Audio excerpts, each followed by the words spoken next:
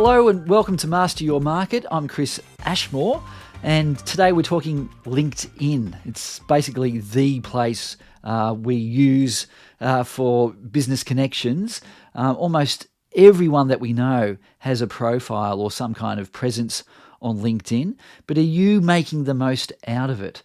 Today I talk with arguably Australia's number one go-to expert on LinkedIn, Karen Tisdell. And if you ever wanted to sort of check out who has one of the best profiles, LinkedIn profiles, check hers out in the show notes. I'll leave it there. But are you using LinkedIn the way you should? She gives me a ton of advice, so stick around for this one.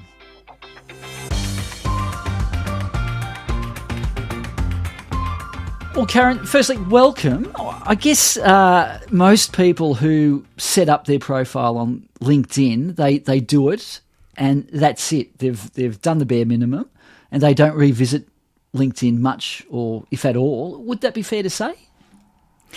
It is for some LinkedIn users, but it's not for all. I really think we've got people who used to use LinkedIn in the past, or they got onto it years ago and they've set and forget. So they've created their LinkedIn profile and since then they've forgotten about it, and the profile talks to their past selves, and it's certainly not talking to where they're at now or where they want to move to. But I'm very sure that in the last couple of years we've seen, and the stats actually show this, we've now got 1 billion members globally. We've got a lot of people who are quite new to the platform, and their bare minimum is to think about LinkedIn as a content creation platform. So they're just showing up and throwing up. They're just turning up and creating content. And the LinkedIn profile is not even on their radar. It's really not. So I think there's two groups, and I think broadly speaking, and I think a lot of people are not taking advantage of all that LinkedIn has to offer. Right. Well, that latter group, they're perhaps migrating from Twitter or wherever. Are they then treating LinkedIn like Twitter, and is that a good thing? It's not. It's really, it's not good for them. So if you're just trying to collect followers, which LinkedIn is now actively encouraging you to follow people and follow people back, then you're not deepening relationships. You know, if you're following each other, you're less likely to see each other's content than if you're connected. You can't direct message. You know, and the beauty of LinkedIn as a business building platform and a place to elevate your thought leadership is around the reputation you build, and so reputation is built primarily around relationships and who you know and who they know, and that sort of Twitter type approach just doesn't really work here. Right.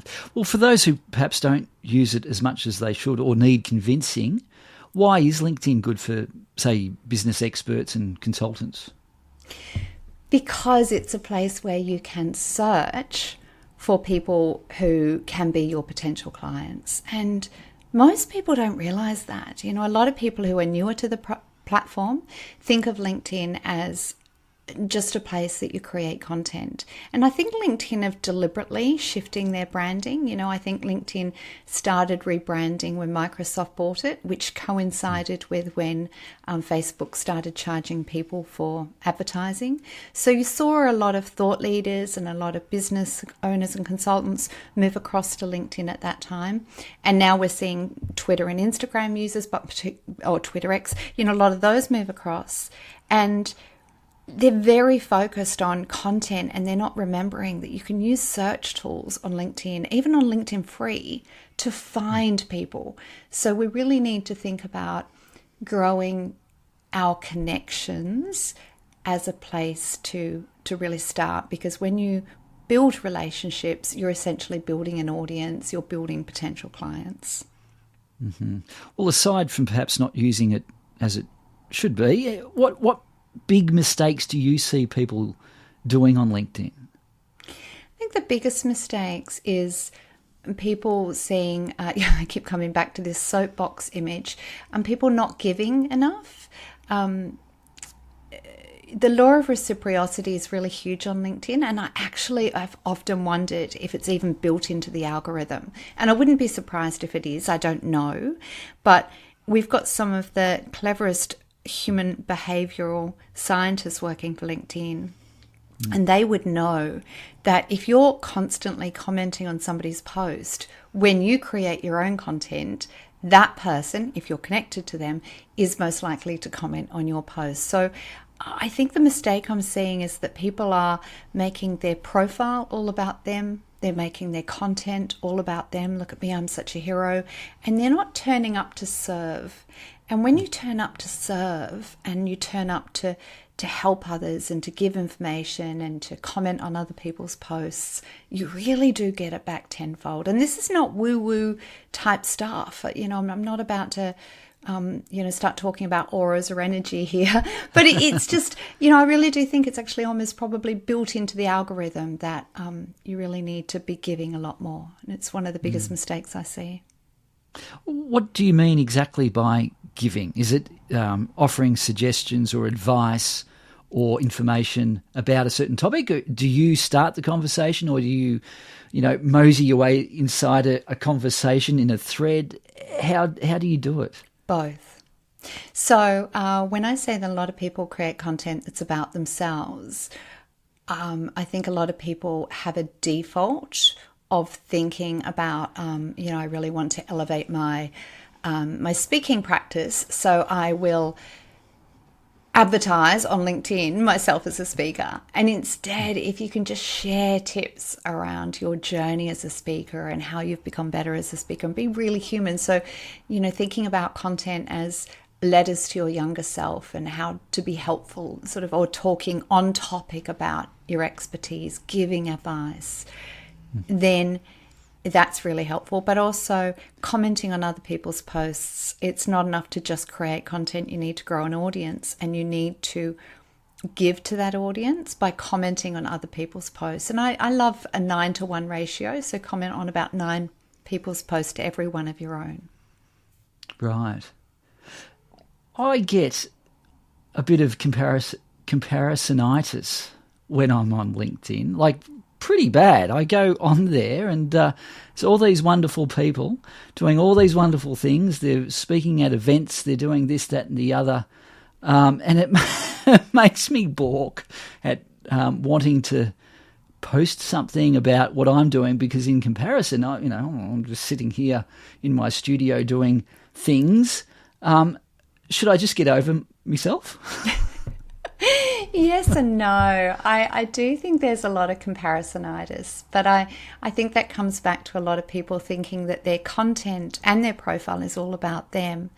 And, I love that you do suffer from comparisonitis because, I know, Chris, I know you, the conversation before we start our podcast today, and I know that you do care about people and you do think deeply and you really know your craft. So just really dig into what is the knowledge you have that other people don't have.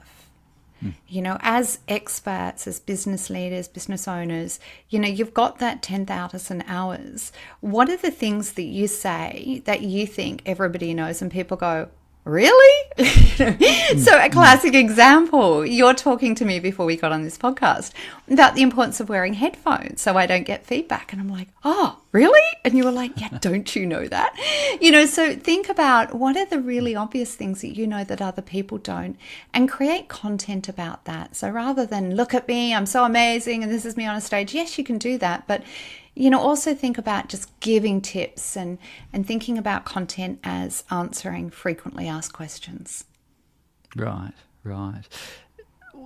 If we look at the LinkedIn profile, I mean, that's the number one thing people sort of check out these days when they want to do business with someone, or if they're going to have a meeting with someone, the LinkedIn profile comes up.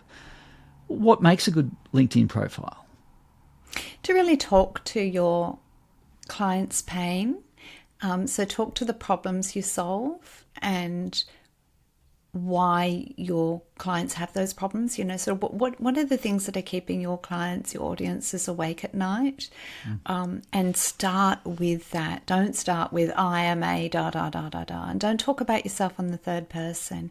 I see a lot of experts do that because they want to be seen as very senior and very impressive. And so they almost compete with their audience for who is the most impressive. We're in the era of hyper-personalization and individualization. So, be a human, talk like a human, use use conversational language, talk to your audience's pain, talk about why you do what you do, why you're passionate about it, have a call to action, and don't just have that in your about section, but also see people typically underutilize the experience section. So this is a bit in your profile. When I say the experience section, the bit where you load up the details of your company or your business or your practice. And in that section there, in the description section, you've really earned the right to sell, to go hard with, your client's problem and how you solve it and how you can be contacted. So put all of those details there. And a lot of people don't. A lot of people talk to what it is they're doing now or they have done, not to what they really want. So speak to your ideal clients, not just everybody. Right. When it comes to leads, generating leads, finding your target client, how do you go, or what do you suggest people do to do that? I think people should search for them. People just don't use the search tools often enough. A lot of people don't realize that in that search bar at the very top, where people think, what you put in there is always people's name, and then you click enter, you could put a word in there and click enter, or you could not even put a word and just press enter and then click on people and then search by all filters. And all filters, which is still available on LinkedIn free. You don't have to pay for this. And it's a hard tab to find on LinkedIn. I think LinkedIn have deliberately hit it. You've got to sort of scroll across horizontally. Click on all filters. You scroll all the way to the bottom. You can click on industry. You can sort by industry. You can sort by city. All the way at the bottom, it's got title. That's actually where you can search by job title. So if your ideal audience is a CTO in San Francisco, you can find them. If it's, if you're searching for, a mining engineer in Timbuktu, you can find them. Like, you can literally slice and dice it. So don't wait for happenstance to just hope to stumble across the right people, but actively search for them. Don't click that follow button. Why? Reach out because then you can follow them, and then when you follow them, you can hit on the bell feature. It's got a little bell will appear on the right hand side when you follow somebody without connecting with them. And then every time they create content, you'll receive a notification which you can respond to. But I would actually be a lot more forthcoming than that. And I would actually click connect, or if you can, personalize that invitation to connect, because the more relationships you build with your ideal market, the better. And you really want to look at people who you've got a lot of connections in common. That's always the best place to start. So, if you are targeting that CTO in San Francisco, you want to make sure that you've got that they're in your second network, that people in common, because it's always going to be people or proximity which builds the highest trust. I'm more likely to trust you if we share a city or a country in common, and if we share connections in common. So think about people and proximity. Right. And then what? This might be beyond your remit, but can you send them what's it called, a LinkedIn message? Should you do that? Is that annoying? Is it like any sort of cold call or cold email? Do you have to be careful with what you do when you approach your ideal client on LinkedIn? See, this is what I like about you. Your EQ is just so high. It is so it is. It truly is, Chris. It is just so spammy to just be like, "Hey, thanks for connecting. Do you want to buy my services?" Like, I get that from people. And how annoying is it, right? Exactly. Within it seems like an auto response. Boom. Straight away you get bots. Not nice. Nobody likes pitch breath.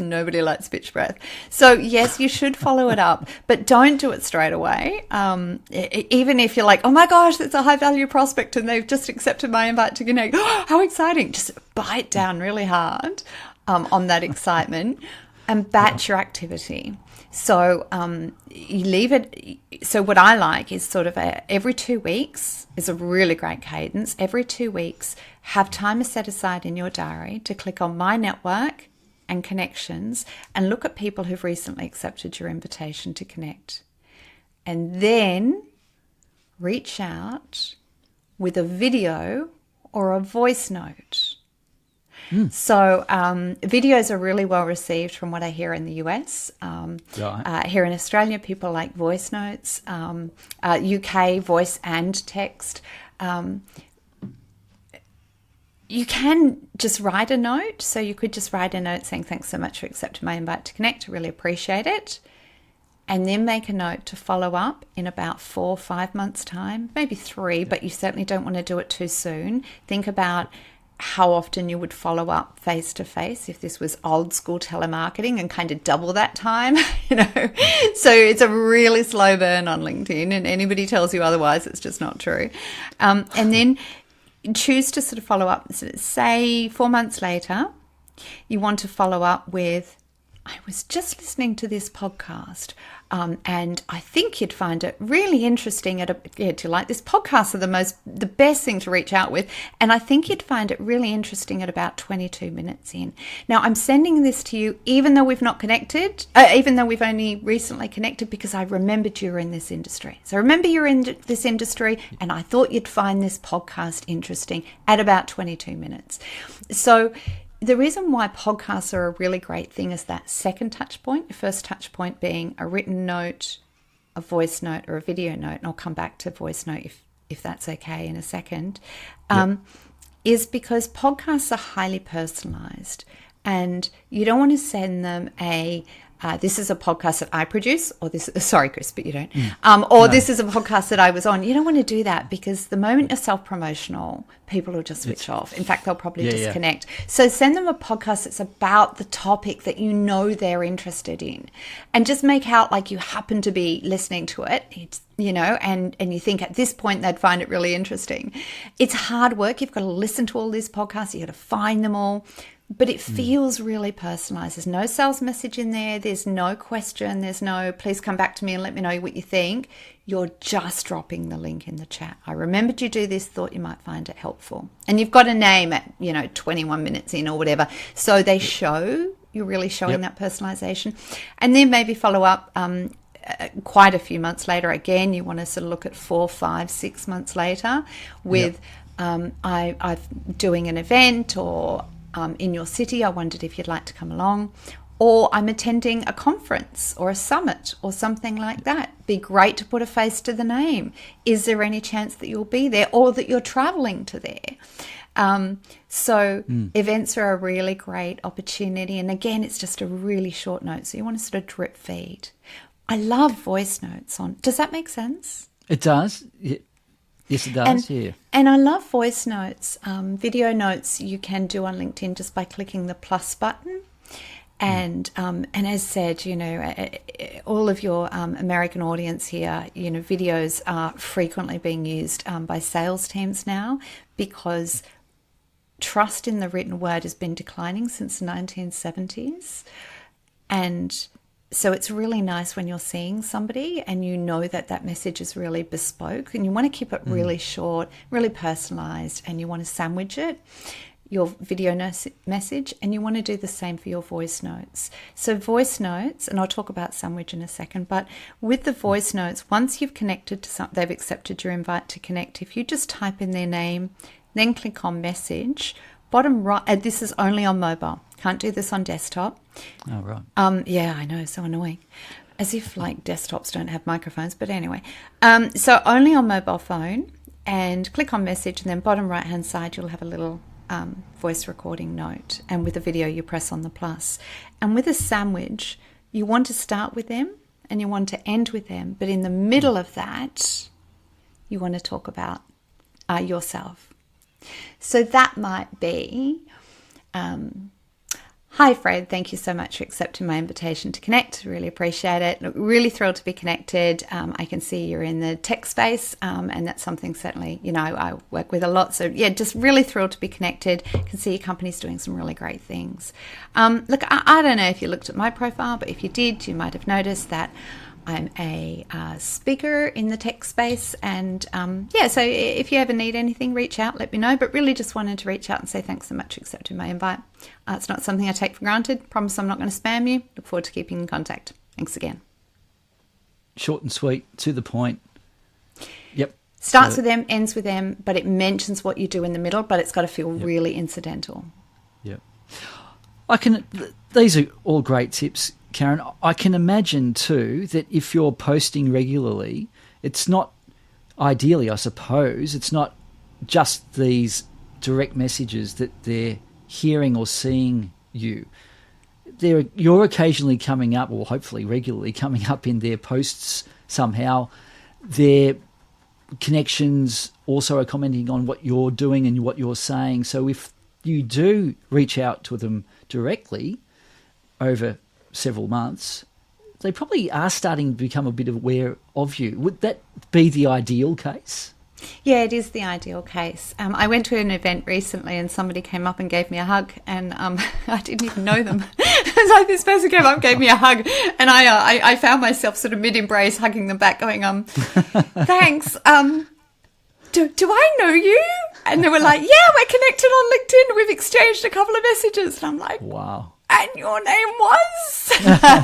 Thinking, oh, do they look like their profile photo? Because they'd heard me on a podcast, they'd seen a couple of pieces of my content, we'd exchanged a couple of messages. They're like, I totally know Karen. I'm like, I've kind of got like 23,000 followers and 14,000 connections.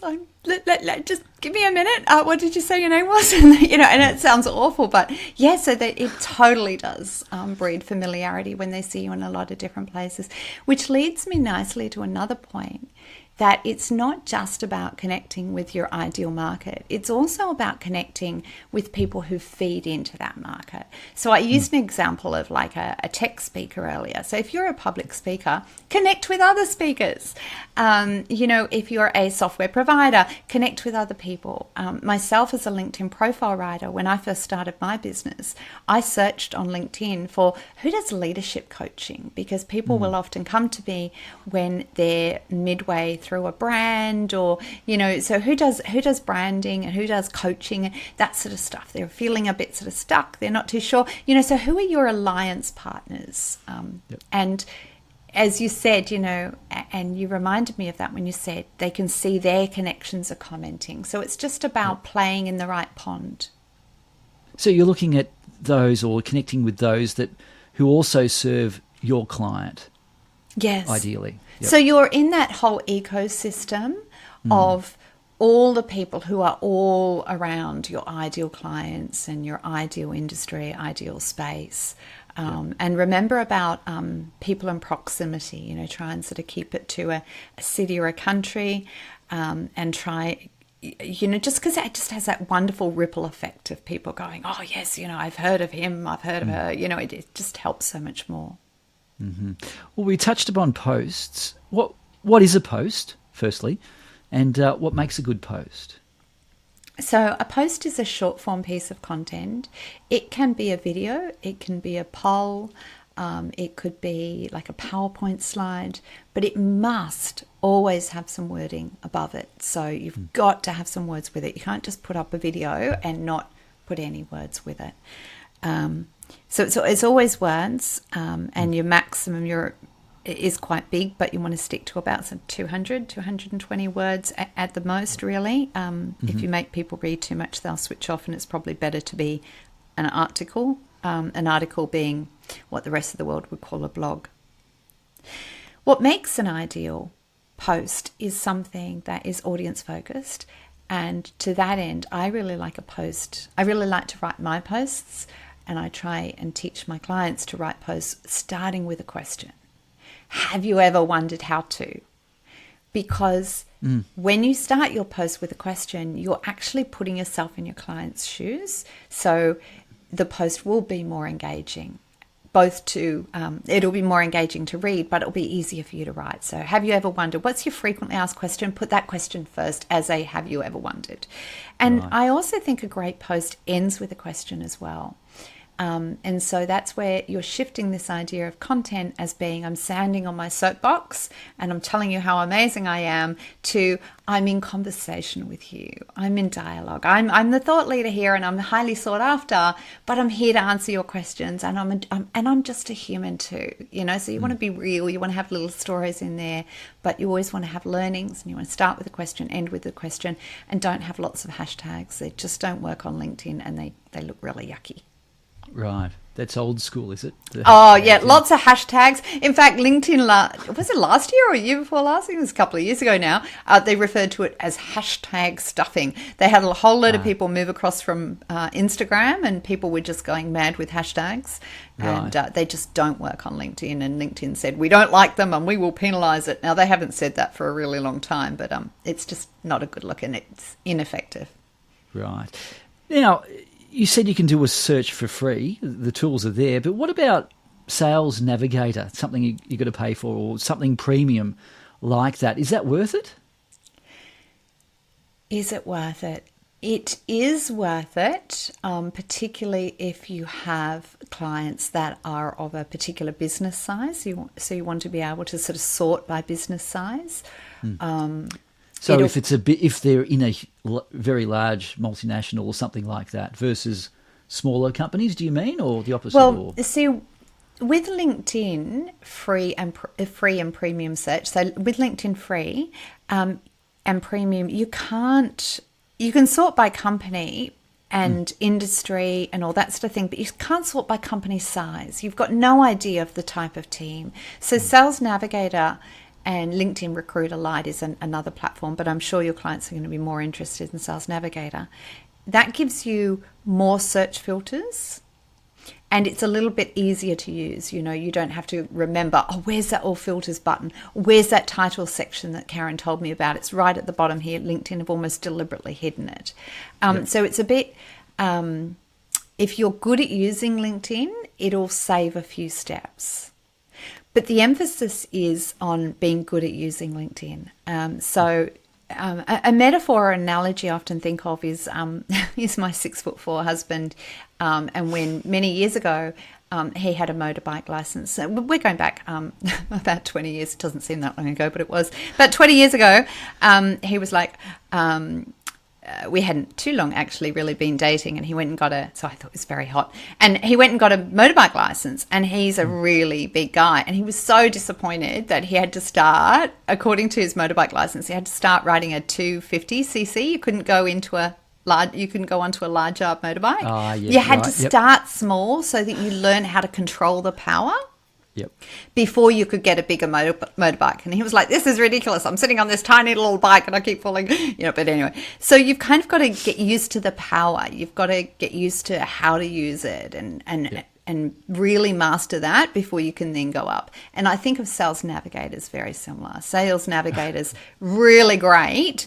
But if you haven't really mastered the free and premium products, you've gone straight to that, 1000cc and you've barely learned to accelerate. Right. Unless you're 6'4". Unless you're 6'4". Then it's going to be a bit hard, but you just got to suck it up. You just got to suck it up and learn how to use it before, because there's reasons why these laws were in place. Right. Now, we've talked about a lot. There's a lot to think about, a lot to do. How long do you suggest business people should spend their time on LinkedIn? We have talked about a lot, but once you've set up your profile, you've identified your target market, and you've identified your alliance partners, and you've built your networks, or you have a weekly habit of reaching out and connecting with people who you want to add to your audience, it's actually not a lot of time. It's really only a couple of hours a month. As mentioned, I'm a big fan of batching your activity. If you don't batch activity on LinkedIn, it's very easy to go down a slippery slope, and I really know this myself as somebody who has the phone is a bit of a hand magnet to me. it's very easy to go down a slippery slope of spending far too long on LinkedIn. So if you batch your activity, you're like, okay, a couple of hours a month, I'm going to write 6 pieces of content. If you can double that, that would be even great. But let's say you only write 6 pieces of content. That's 1 a week with 2 in the kitty. So just post once or twice a week would be great. Double down on content, on commenting on other people's posts. You can batch that, or just set yourself an egg timer. 5 minutes a day, every day. I'm just going to go hard with commenting on people's posts. Comment, like. Schedule your posts out for the month. LinkedIn has a scheduling tool that you can use. Does. A lot of people don't realize it does. When in your draft, when your posts are in draft, bottom right hand corner, you've got a tiny little clock so you can schedule them. Then put a note in your calendar, just a reminder that you've got a post going out that day. So you've got a couple of 15-minute gaps. Won't take you 15 minutes, a couple of 5-minute gaps to just go in and respond to comments.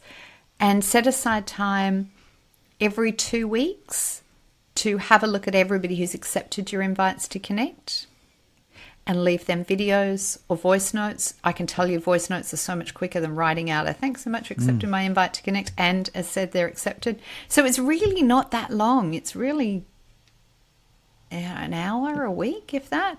Yeah, and if people say, I don't have that sort of time, well, then you don't have that sort of time to grow your business. Because, everybody I hear at the moment is talking about redoing their websites. I don't know, maybe it's just the people I know. And I'm like, a website is a cul-de-sac. We know that big businesses, 70% of their traffic comes through social media. 70% of their traffic, website traffic, comes through social media.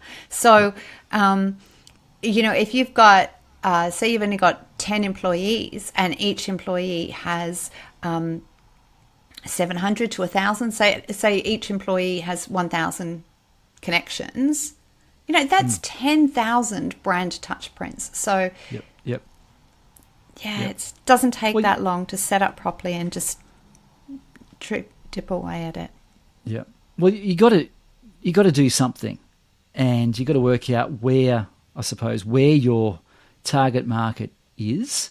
They're more likely to be at the town square than some little back street somewhere where your website sits. So you've got to be where people are, and it seems that that's where LinkedIn, that's why LinkedIn's so effective, because that's at least a marketplace. It's somewhere. If you're a service-based provider or service professional or consultant, that's where your market is. So it makes sense to be on LinkedIn and doing the activity to be there. And people buy from people. It's a relationship management platform as well. And, content's about conversations. It's not just about being the noisiest. It's about having lots of relationships with really great people. Mm-hmm. Well, before we go, do you have any other final thoughts or tips on getting the best out of LinkedIn? Oh, goodness. Is there anything? I think... there's probably just one other thing. I think a lot of people are pushing out posts from their company page. So a lot of small independent businesses or people who are running thought leadership practices think that they have to call their business a separate name other than their name. And the problem with that is you're asking people to remember your business name and your name. So I think it's really important for people to decide, are you running a business that you're going to sell one day, or are you running a practice and the business is about you? And if the business is about you, then don't publish content from your company page, because nobody feels loyal to a logo. We buy from people. We like to connect with people. We like to support people and individual people. So don't hide behind your company page. Post from you as the individual. And I just think that's something I'm seeing a lot, that a lot of people don't seem to realize that it's actually about you, not about your company. Yep, totally agree. And what a good way to end. Karen, thank you so much for today. It's been terrific. Thank you. Thank you. It's wonderful to be with you. Thank you so much, Chris. Really appreciate it.